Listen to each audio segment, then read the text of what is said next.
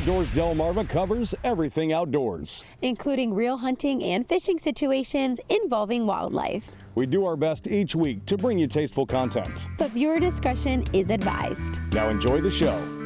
Thank you for joining us as we honor the life and legacy of a true Delmarva icon. This is the Outdoors Delmarva Scorchy Tawes Celebration Special. You're watching Outdoors Delmarva, which is presented by Gateway Subaru. Higher standards. Scorchy Tawes was born on January 20th, 1921, and began his career with WBOC in 1975. He shared with us the stories from the people of Delmarva that made this such a wonderful place to live. And sometimes those stories took the form of a poem from a skipjack captain. On June 26, we brought you a story on Captain Art Daniels. At age 73, the oldest active skipjack captain on the Chesapeake Bay. At the end of the interview portion of the story, we asked Captain Art one last question. His reply was a story in itself, one that impressed us so much we'd like to share it with you. Here is the question, here is his answer. Anything you'd like to add, Art? Well, I wrote a poem about this water one time. Yeah. Go ahead. Yeah, well, it sums up the whole thing, you know, this well. I call it the sea, and it goes like this. The sea is so great, the sea is so strong, and men seek its treasure all the day long. There are men with a net, and men with a dredge, with traps, tongs, and mechanical doodads, but the sea still provides. With its bounties unknown, and it seems its mission is always give to the throng. Ah, but the sea has a side that is boisterous with rage, and is provided for many a watery grave. Davy Jones' locker is what they say, has taken another to rest today, but I am a sailor. And one thing I know, the sea is so great and I am so small. I learned to respect her long years ago. Then, a very young captain, I experienced my first blow. The fierce winds blew from a black northern sky, and my little boat was so helpless and shy, it tossed and it pitched, and it wouldn't take sail.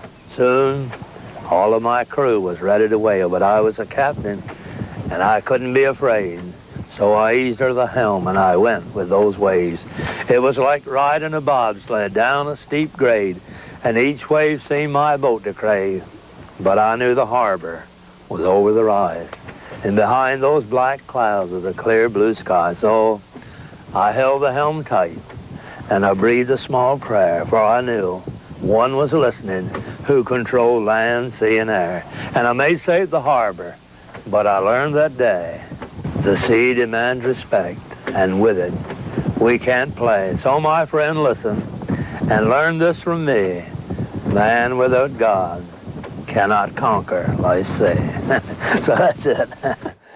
Scorchy Tawes, one in our Delmarva land for WBOC News. Outdoors Delmarva will be right back. You're watching Outdoors Delmarva, which is presented by Gateway Subaru. Higher standards. Scorchy Tawes loved Delmarva and the people that helped create our way of life. He was a master of capturing the spirit of those he saw through the lens of his camera. And in this piece, he focuses on a very special group of individuals.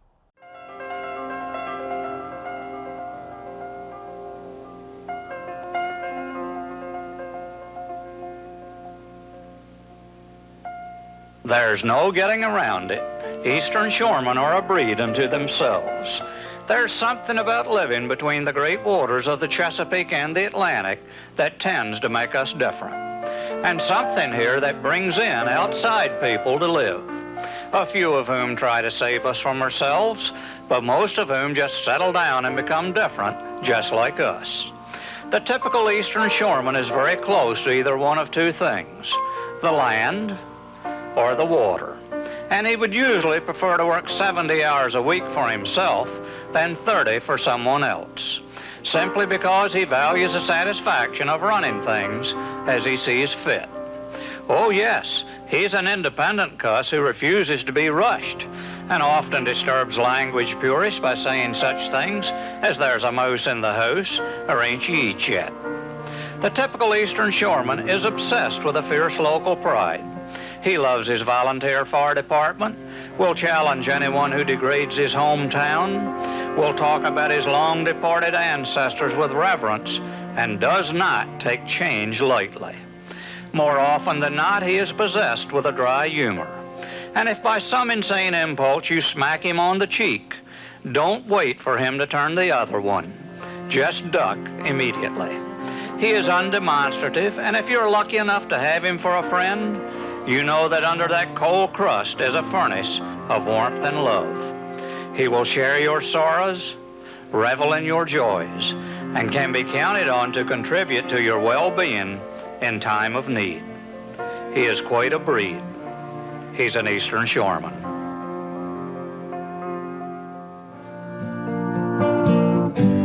Outdoors Delmarva will be right back.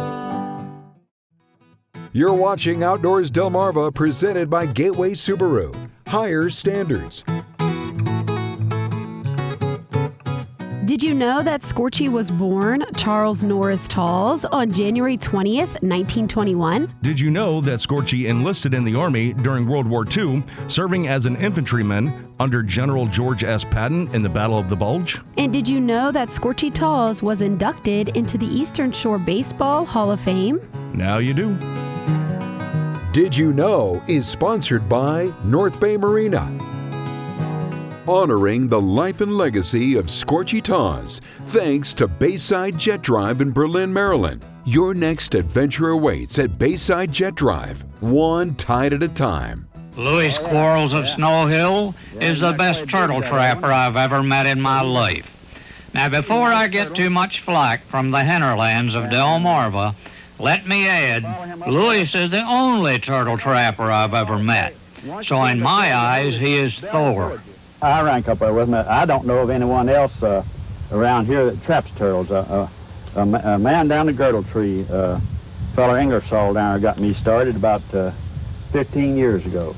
Louis Quarles and his partner Ken Parsons trap every day from early June until the water starts cooling, usually in late September, at which time the turtles bury in the mud to wait out the winter.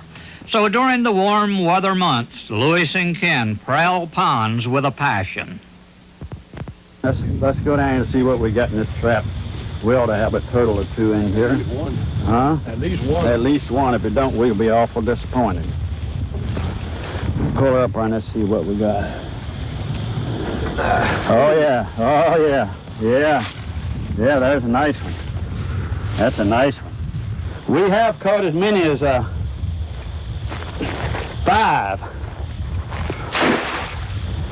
Now, see that? 5 in one trap at a time. I sell them. I've got actually got two good markets for them. I can sell all I catch. I haven't trapped a whole lot this year. I've caught 97, but I've been busy building turtle traps. So on normal circumstances, Ken and I would catch anywhere from 150 to close to 200. Louis says the snapping turtle has 3 dominant characteristics. He'll eat anything, like gulp down a hatch of baby ducklings in a heartbeat. He's meaner than a junkyard dog, and he's smart. This fellow down a girdle tree told me that once you caught one and he got away, or you turned him loose, you wouldn't catch him that year. It'd be another year before he'd forget that. He's a nice turtle. I sell them 50 cents a pound live weight. They get shell and all for that. Some make soup out of big ones like that, but the small ones like they got over there, they'll fry like chicken.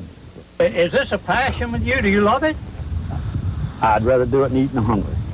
Enough said. Yeah, Scorchy Tawes wandering our Delmarvelous land for WBOC News. Remembering Scorchy Tawes is sponsored by Bayside Jet Drive. Online at BaysideJetDrive.com. We're going to pause our tribute to Scorchy Tawes just long enough to take a look at your latest photos. Thanks to our friends at North Bay Marina. 10-year-old Katie Brady caught herself a citation flounder that weighed in at 5.8 pounds. Congratulations, Katie. Keep up the good work. Congratulations to 16-year-old Kenna Peer, seen here with her grandfather, David Blades, for catching the first place blue catfish during last year's madness on the Marshy Hope. Harrison and Evelyn Pavlik stand proudly with their rockfish they reeled out of the Rehoboth Bay. Looks like a fishing hole I might have to visit sometime soon. Aubrey Fitzhugh of Cambridge clearly loves to fish, as she not only pulled in this good-looking rock, but also reeled in a snakehead. Both fish were her first of each species. Donna Brown snapped this beautiful sunset while on a deer hunt in Bridgeville. Just another reason to get out into a stand. And Robert Fawcett had our jaws dropping with this photo of the Orion constellation high above Hooper's Island. Robert sent us a few photos, so you'll definitely be seeing more from him.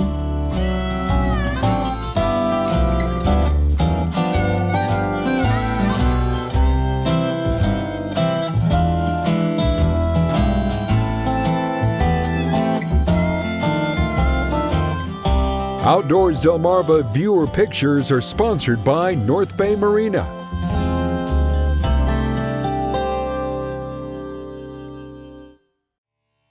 You're watching Outdoors Delmarva, which is presented by Gateway Subaru. Higher standards. When legends speak of other legends, it's hard to not let your emotions get the better of you. Which is exactly the challenge I faced when I first saw this piece of Scorchy's tribute to the incomparable carver Lem Ward. Well, shortly after I returned from World War II, introduced me to a sport that to this day is embedded deeply within me. You know, Scorchy, I'm the first man ever took you fishing. I'll never forget it, Lem. Do you remember where we went? Yes, we went through Pond Creek, Sandy Creek, out through Shoal Prong, into the Sound. I'll never forget it. I remember the ensuing years that slipped rapidly by. Their fame grew, but they were never too busy for the thousands of strangers who showed up at their shop thinking maybe they would be in the presence of haughty celebrities. Lem, a disciple of poetry, would soon dispel that thought with one of his favorites. I'm just a dumb old country boy who ain't so very smart. And when I talk, I get mixed up. My gears are hard to start. It seems I don't have many brains like other folk I know, and when it comes to society, my dumbness there I show. I find it don't take many brains the best in life to gain. It's not your wealth or who you are, prestige you might obtain. It only takes just simple faith, eternal light to find. No matter whoever you stand, there's grace for all mankind. I'm still that same dumb country boy, and I hope I'll always be. Just dumb enough to trust the Lord for all eternity. So I'll just keep traveling on with Jesus in my heart. I'm just a dumb old country boy who ain't so very smart. In 1972, their halcyon days began to fade. Lem suffered a stroke which left him paralyzed on one side. After a lengthy rehabilitation, he returned to the shop and with much effort began slowly carving again. In 1976, Steve passed away. Lem was deeply hurt.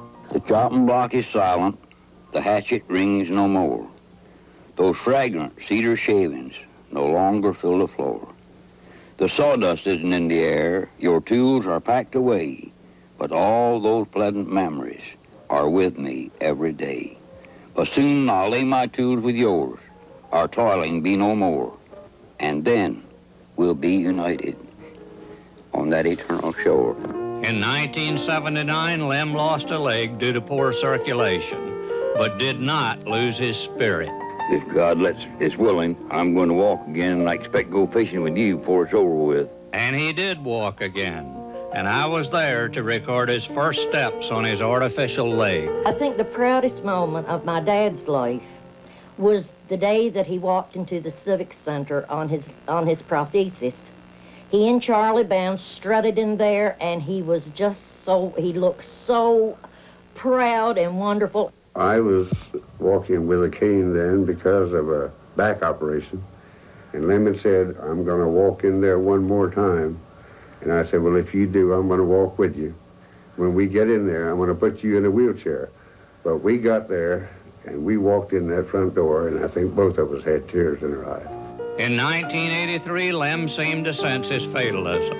He was drawing and remarking prints under the guidance of artist and close friend Jack Schroeder when I asked him to recite a poem. Sometimes when you're feeling important, and sometimes when your ego's in bloom, sometimes when you take it for granted, you're the outstanding man in the room. Sometime when you feel that your going would leave an unfillable hole, just follow these simple instructions. They are good for the peace of your soul. Take a bucket, fill it with water, place your hand in it up to the wrist, then pull it out. And the hole that's remaining is the measure of how much you'll be missed. There's a moral to this story. Do the best you possibly can. Be proud of yourself, but remember, there is no indispensable man. Then he said something I'll always remember. He said, I'd rather carve than eat, but I can't do it anymore. I've tried so hard. The dumb old country boy who never was had carved his last bird. He became bedridden shortly thereafter and passed away in August of 1984. The world had lost a legend. The world had lost a legend, but legends never die. Outdoors Delmarva will be right back. You're watching Outdoors Delmarva, presented by Gateway Subaru. Higher standards. We just saw Scorchy's tribute to legendary waterfowl carver Lem Ward. But we're pretty happy we still have a legend in the building who can pay tribute to Scorchy. Steve, by my recollection, I think that you're one of 3 people here at WBOC that are still around from when Scorchy was actively telling stories here on TV. You know, I don't use the word legend lightly, but he absolutely was on the Delmarva Peninsula. Such a great storyteller, so self-deprecating, and the way that he would connect with people and tell the stories of the people and the places that make Delmarva so unique. Yeah, and as I have gone through my career as the host of Outdoors Delmarva, and I have the honor and privilege of sharing the old Scorchy's Corners on the show, I came across something that has really resonated with me, that he says, you can walk up to anybody on the street and they have a story to tell. Yep. And he found those stories. All the time. And it was just so neat to watch. And, you know, way back in the day, Scorchy used to shoot his own stories, and the gear was heavy. The camera was huge, the 3/4-inch deck that he would lug around, and the tripod, blah, blah, blah, you know. And he just did such a phenomenal job of connecting with people and telling their stories. And he really did get involved with the stories that they were telling. It wasn't just a passive cameraman. It was just, I'm just going to point and shoot, and whatever you tell me, I'm going to. But he would get involved with that because he wanted to understand that at a more basic level. Right? And that's why he was so beloved. Now let me give you some words of wisdom. If by some idiotic mistake you do one of these guys wrong and try to run away, and he says stop, squeal shoe leather immediately. Now the guy with the earring named Bill is a confident character with a hatchet in his hand, and well he should be. He had no problem splitting a cord,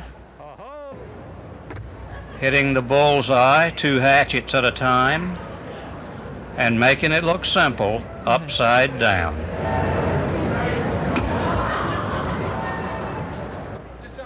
He asked me if I'd like to stand by the log while he threw a knife and hatchet at it. I figured if he had that much confidence, why shouldn't I?